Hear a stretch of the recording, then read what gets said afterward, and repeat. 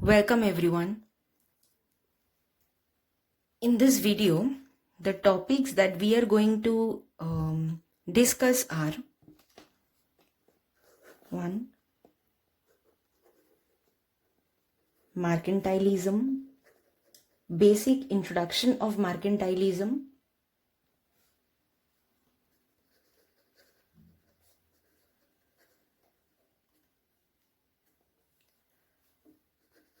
We will get to know some of the mercantilists.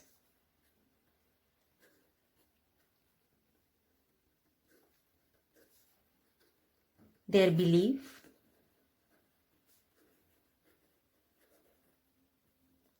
and abolition of mercantilism.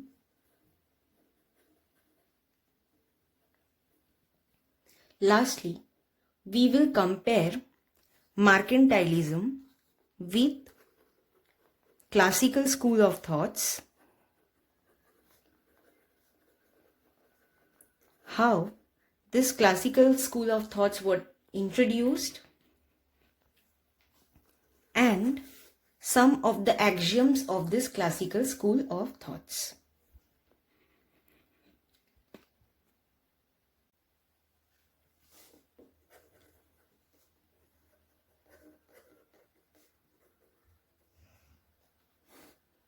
So mercantilism is nothing but an economic practice which was prevalent in Europe from 16th to 18th century. And this mercantilist thought, it was associated with the rise of Europe during this period. Now, why do we need to know about mercantilism? Because we have learned only about classical school and Keynesian school. But before we know about classical school of thoughts and Keynesian school of thoughts, we should know that there was another school of thoughts which is mercantilism, and which have quite similarities with Keynesian school of thoughts. And mercantilism, although it has some similarities with Keynesian school of thoughts, classical school, it emerged as a revolution against mercantilism. So, mercantilism was a practice in Europe from 16th to 18th century. Now, to mention some of the name of the mercantilist,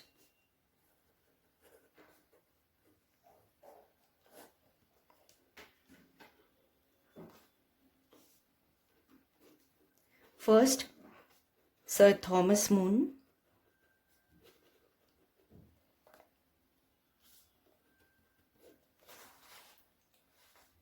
Next,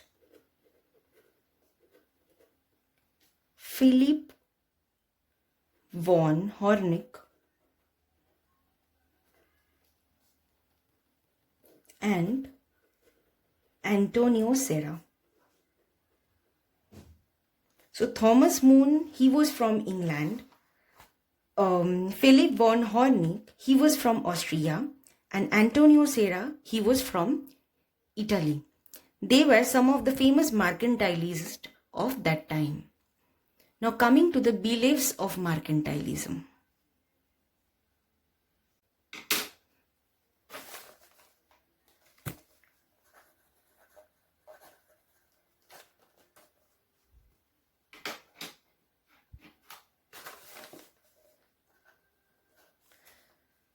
Now, according to the mercantilist, they believed that for a nation to be very strong, it should have a very large population and a very hard-working population. So, they stressed on having a very large, diligent and hard-working population. Number 2, Bullionism.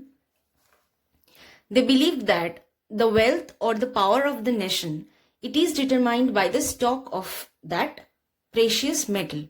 So, the state or the nation should have more and more precious metal in order to be more powerful.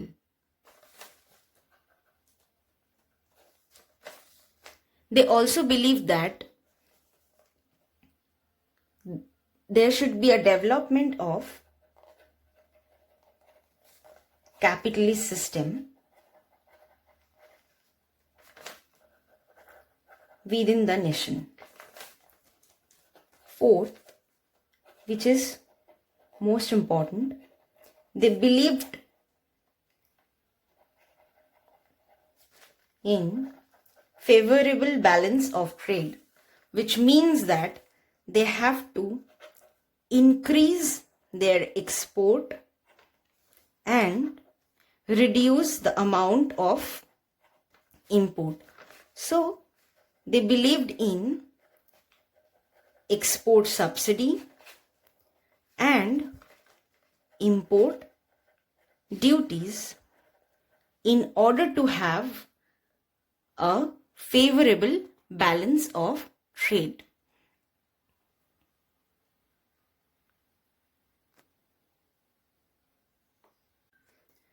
Now, the mercantilists also believed that to achieve all this objective, they need a very strong government. And they also, because they believed in protectionism as well. And protectionism has always been a central part of government policy, as we know. So they believed in government revolution, government intervention, in contrary to classical school of thoughts. So they also believed in government intervention, and to achieve a favorable balance of trade, we know England has always have colonies, its own colonies, so that it could export its own product, so that it could have favorable balance of trade. So England had its own colonies. They tried to form more and more colonies so that they could export their own products and they could have a favorable balance of trade. Now coming to the concept of money, mercantilists, they were always obsessed with money. So they believed in monetarism in contrary to the classical school of thoughts. Now, the identification of money and prosperity, it was not always simple. For mercantilism, prosperity was not defined by the well-being of its population, but often just by narrow elite class. So, prosperity means if the elite class's well-being is achieved, then prosperity is achieved. Or even in some literature as a euphemism for the solvency of the state treasury.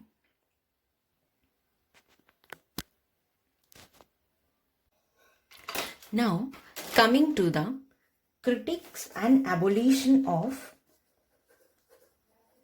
mercantilism. So there were many flaws in mercantilism beliefs. First flaw was believing in favorable balance of trade. That is, countries' exports should always be more than import. And bullionism.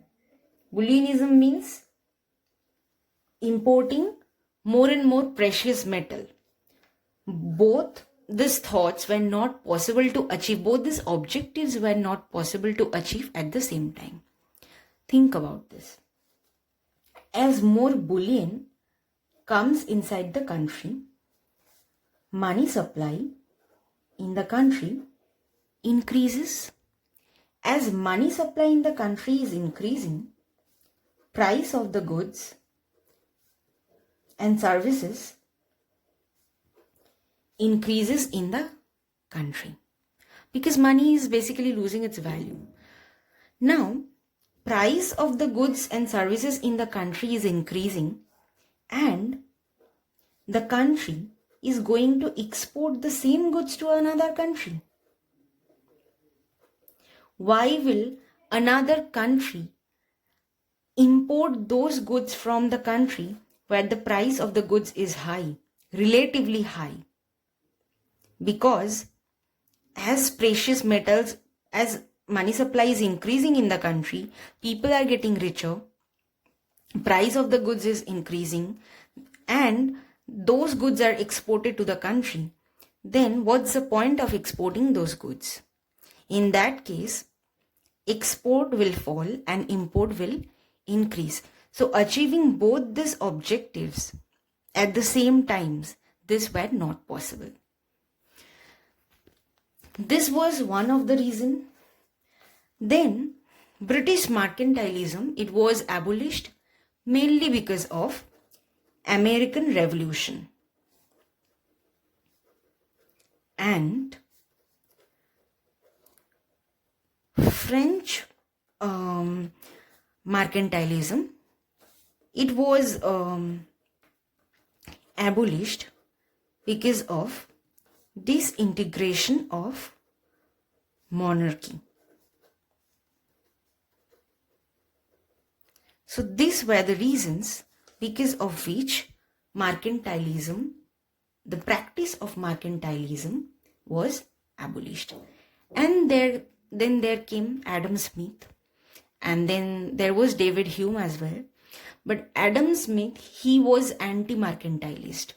He was the founding father of anti-mercantilist thought.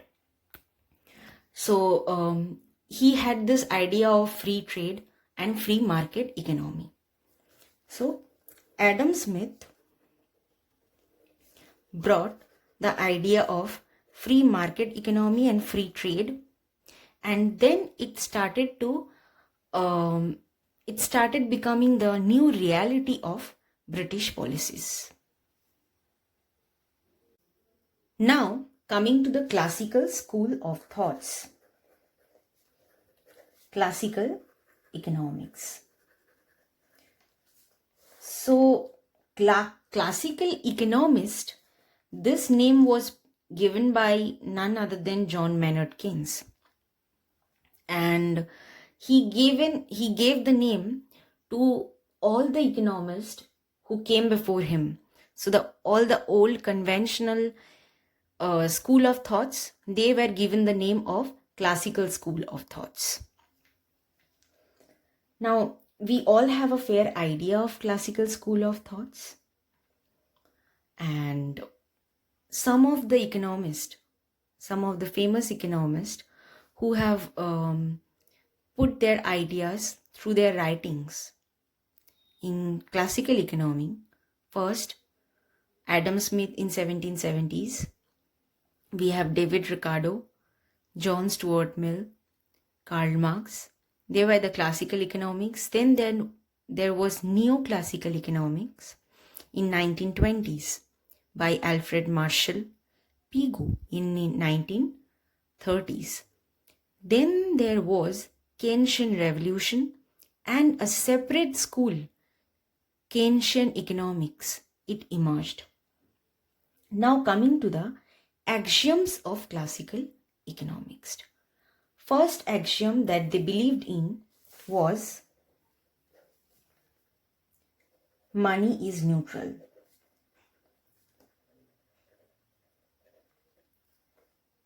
So basically, money can only be used as a medium of exchange, and other than that, money does not have any other function. Or money cannot affect the real production, real consumption, real employment decision, and all other real variables, at least in the long run.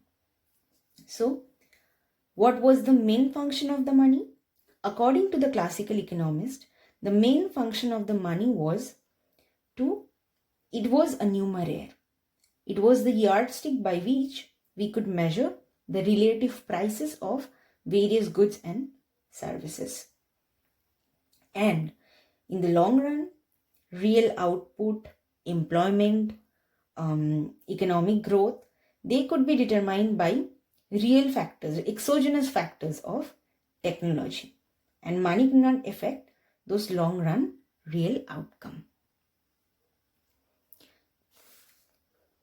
He also believed that the classical school, that everything was a substitute for everything else. So this is known as the axiom of gross substitution, where everything can be substitute for everything else. Number 3,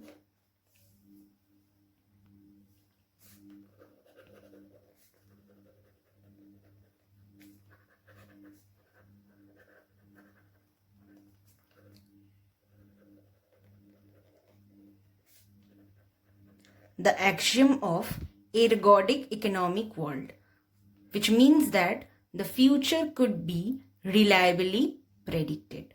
These were the 3 main axioms of classical economics, which were later overthrown by Keynes.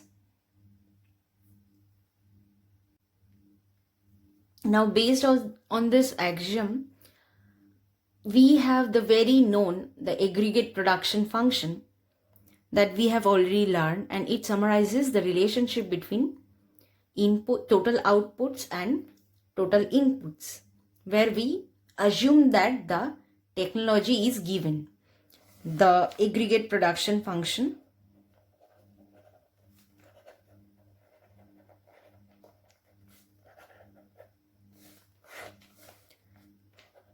y equal to, here y is the output, k bar is the stock of capital, basically the plant, n is the amount of homogeneous labor input. And in the short run, we write it as k bar because in the short run the capital is assumed to be fixed. And if we draw this,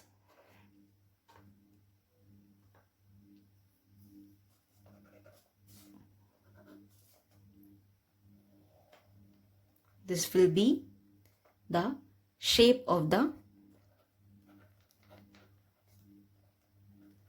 production function. And this is the point. There will be an inflection point. It will be first a little bit increasing at an increasing rate, then increasing at a decreasing rate. Finally, it will be falling, and the MPK will be 0 at this point. This is our very known aggregate production function, which we have learned in the classical economy.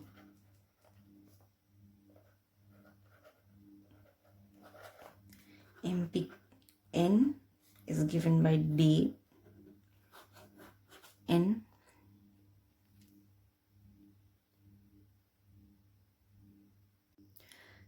Now that we have discussed about both mercantilism and classical school of thoughts, let us discuss about some of the differences between classical economy and mercantilism. So,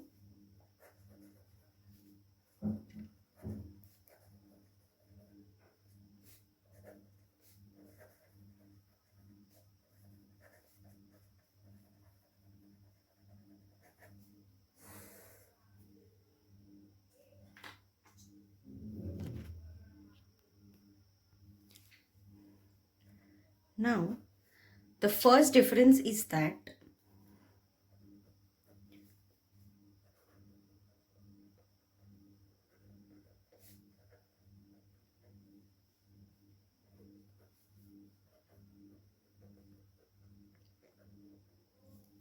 mercantilists, they always believed in favorable balance of trade.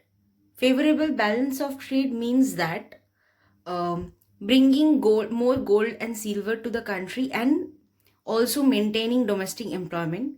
And they believe that they have to export more of their goods and services and import less of goods and services from other countries. But classical school, they always believed in free trade. Now, favorable balance of trade in Britain, we have seen that earlier, we have read that earlier, that it led to formation of more and more British colonies at that time. Second property.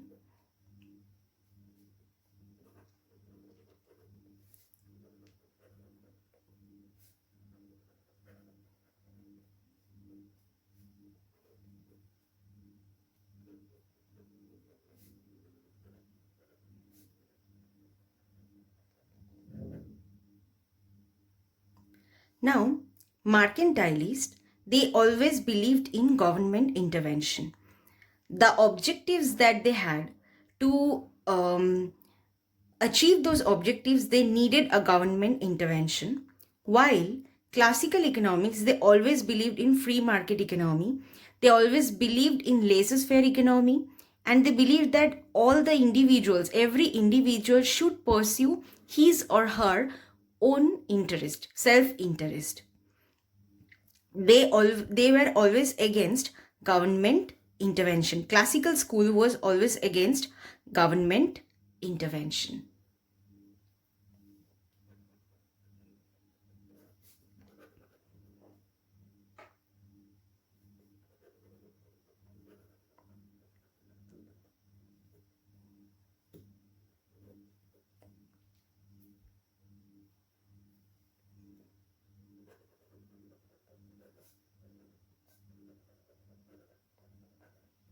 So, according to the mercantilist,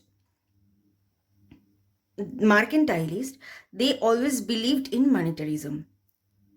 They believed that for a growth of a country, they have to rely on money. On contrary to that, classical school, they always believed that money is neutral. According to the classical school, money could never affect real variables like real production, real employments in the long run, at least in the long run. We have seen that one of the axioms of classical economy was that money is neutral. So money was nothing but a numeraire, and money was only a medium of exchange. But according to the mercantilist, money was not only a medium of exchange, it was also a store of value. They believed in storing money because that's how they could increase their value. So these were some of the differences of mercantilist thoughts and classical school of thoughts. Now, since we have discussed about mercantilism and classical economy, there was another school of thoughts which is called physiocrat or physiocracy. Physiocrats, this practice was their prevalence in France in 18th century. Since we are discussing about mercantilism, it's physiocrat was another school of economists, and they were founded in France. Now, physiocrats, they believe that the government policy, it should not interfere with natural economic laws. And according to physiocrats, land is the source of wealth. These physiocrats, they strongly opposed mercantilists. They were regarded as the first scientific school of economics. They are regarded as the first scientific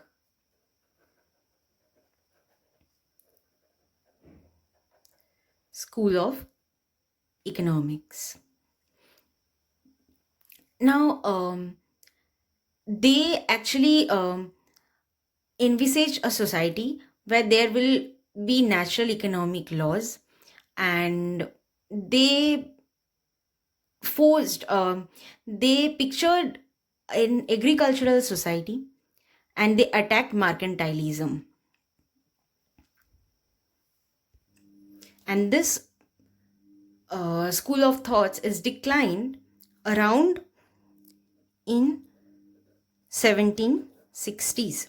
So before the classical economy emerged, there were two different school of thoughts, mercantilism and another one was physiocracy. So I will end this lecture over here. Thank you everyone.